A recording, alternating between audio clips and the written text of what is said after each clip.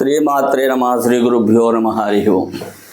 Yeah దేవి సర్వభూతేషు శక్తి రూపేణ సంస్థ నమస్తస్యై నమస్తస్యై నమస్తస్యై నమో నమః. 2025-2026 విశ్వావసునామ సంవత్సరంలో గ్రహణాలు ఏమేమి ఉన్నాయి, వాటి సమయాలు ఏమిటి, తేదీలు ఏమిటి, ఇండియాలో కనపడేవి కనపడినవేవి, వాటి యొక్క ప్రభావం ఏ ఏ రాసుల మీద ఉంటుంది, ఏ ఏ నక్షత్రాల మీద ఉంటుంది, ఏ ఏ రాసుల వాళ్ళు వాటిని చూడకూడదు, ఏ ఏ రాసుల వాళ్ళు వాటిని చూడొచ్చు అనేటువంటి విషయాలను కూడా ఈ వీడియో ద్వారా తెలుసుకుందాం. ఈ విశ్వావసునామ సంవత్సరంలో భాద్రపద శుద్ధ పూర్ణిమ ఆదివారం అంటే 7/9/2025 సెప్టెంబర్ నెల 7వ తేదీ 2025 సంవత్సరం భాద్రపద శుద్ధ పూర్ణిమ ఆదివారం నాడు పూర్వభాద్ర నక్షత్రం కుంభరాశిలో రాహుగ్రస్త చంద్రగ్రహణం. ఇది ఈ సంవత్సరంలో సంపూర్ణ చంద్రగ్రహణం. ఈ సంవత్సరం వచ్చేటటువంటి గ్రహణాల్లో అంటే ఈ సంవత్సరం ఈ జనవరి లోపు వచ్చేటటువంటి మళ్ళీ 2026 జనవరి లోపు వచ్చేటటువంటి సంవత్సరంలో ఉన్నటువంటిది ఇది ఒకటే గ్రహణం. 2026 సంవత్సరంలో మార్చిలో ఇంకోటి ఉంది, విశ్వావసునామ సంవత్సరంలో. అయితే ఈ 2025 సెప్టెంబర్ 7వ తేదీన గ్రహణం యొక్క స్పర్శ టైం చూసుకున్నట్టే కనుక స్పర్శకాలం రాత్రి 9:57, నిమేలనం రాత్రి 11:02, మధ్యకాలం రాత్రి 11:42, ఉన్మేలనం రాత్రి 12:22, మోక్షకాలం రాత్రి 1:27. ఈ గ్రహణం యొక్క ఆద్యంత పుణ్యకాలం 3:30.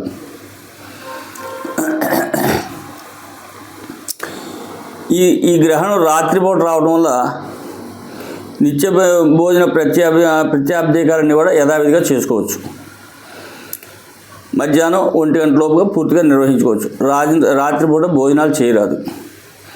పిల్లలు వృద్ధులకు తప్ప మిగతా వాళ్ళంతా కూడా ఆ రోజు రాత్రిపూట భోజనాలు ఉండవు.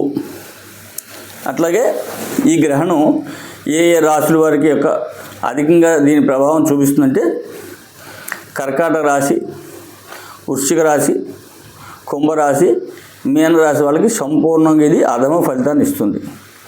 అట్లాగే సింహరాశి వాళ్ళకు కూడా ఇది అధమ ఫలితాన్ని ఇస్తుంది, ఎందుకంటే 7వ స్థానంలో గ్రహణం కాబట్టి.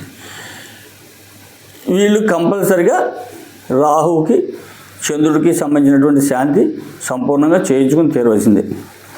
అట్లాగే మిథున రాశి, తులారాశి, మకర రాశి కనుక చూసుకున్నట్టయితే ఇది మధ్యమ ఫలితంగా ఉంటుంది. కాబట్టి వీళ్ళు ఆ రాహువుకి చంద్రుడికి ఆ గ్రహణ సమయంలో బియ్యము నువ్వులు కనుక దానం ఇచ్చుకున్నట్టయితే సరిపోతుంది. మేషరాశి, వృషభ రాశి, కన్యా రాశి, ధనుసు రాశి వాళ్ళకి ఇది చాలా శుభకరమైనటువంటి స్థితి. కాబట్టి వీళ్ళకి దానాలు కానీ జపాలు కానీ అవసరం లేదు. ఎవరైనా గర్భిణీగా ఉన్నటువంటి స్త్రీలు రాత్రి 9:30 దగ్గర నుంచి రాత్రి 2 గంటల వరకు నిద్రలోనే ఉండవలసిన పరిస్థితి ఉంటుంది. మిగతా వాళ్ళంతా కూడా యథాశక్తిగా వాళ్ళ కార్యక్రమాలు పూర్తి చేసుకోవచ్చు.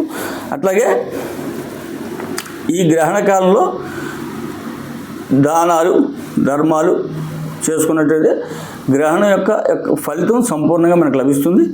అట్లాగే శాంతులు చేసుకోవాల్సినటువంటి వాళ్ళంతా కూడా రాహువుకి 18,000, చంద్రుడికి 10,000 జపం చేయించి మండపారాధన, హోమం, దానం కనుక చేసుకున్నట్టయితే ఈ యొక్క సంపూర్ణ దోషం పరిహారం అయ్యి ఆయుర ఆరోగ్యాలు సుఖంగా ఉండగలుగుతారు. అట్లాగే 2026 సంవత్సరం మార్చిలో వచ్చేటటువంటిది కూడా చంద్రగ్రహణం ఉంది. దీని గురించి ఇంకొకసారి మళ్ళీ ఇంకో వీడియోలు చేసుకుందాం. కాబట్టి ఈ 2026 సెప్టెంబర్ 9వ తేదీన వచ్చేటటువంటి చంద్రగ్రహణం సంపూర్ణ చంద్రగ్రహం. ఇది కుంభరాశిలో పూర్వభాద్ర నక్షత్రంలో ఈ గ్రహణం ఏర్పడుతోంది. కాబట్టి ఇందాక ఏదైతే మనం పైన చెప్పుకున్నామో ఆ రాశుల వాళ్ళు, ఆ నక్షత్ర వాళ్ళు అంతా కూడా జాగ్రత్తగా ఉండవలసినటువంటి అవసరం ఉంది. ముఖ్యంగా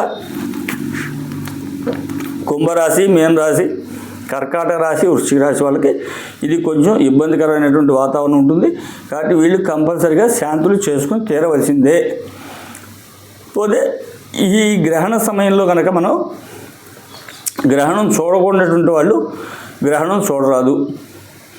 అట్లాగే చూడదగినటువంటి వాళ్ళు ఎవరైతే ఉన్నారో వాళ్ళు గ్రహణాన్ని చూడొచ్చు. అయినా ఇది రాత్రిపూట గ్రహణం కాబట్టి ఎవరికి కనబడదు. కాబట్టి ఈ యొక్క గ్రహణ ప్రభావం ఏదైతే ఉందో వాళ్ళు శాంతులు చేసుకుంటే సరిపోతుంది. అట్లాగే ఏదైతే పితృకార్యాలు ఉన్నాయో అవన్నీ కూడా మధ్యాహ్నం 1 గంటలో పూర్తి చేసుకోవాలి. పిల్లలు వృద్ధులుగా అయితే మాత్రం రాత్రిపూట భోజనం చేయడానికి అవకాశం ఉంటుంది. కానీ మిగతా వాళ్ళకి ఎవరికి కూడా రాత్రిపూట భోజనం చేసే అవకాశం ఉండదు. దేవాలయాలు కూడా ఆ రోజు ఉదయం నైవేద్యం పెట్టి కట్టేసేస్తే మరుసటి రోజు తీసి మళ్ళీ శుద్ధి చేసుకుని దేవాలయాలను కూడా తీసుకోవాల్సిన అవసరం ఉంటుంది.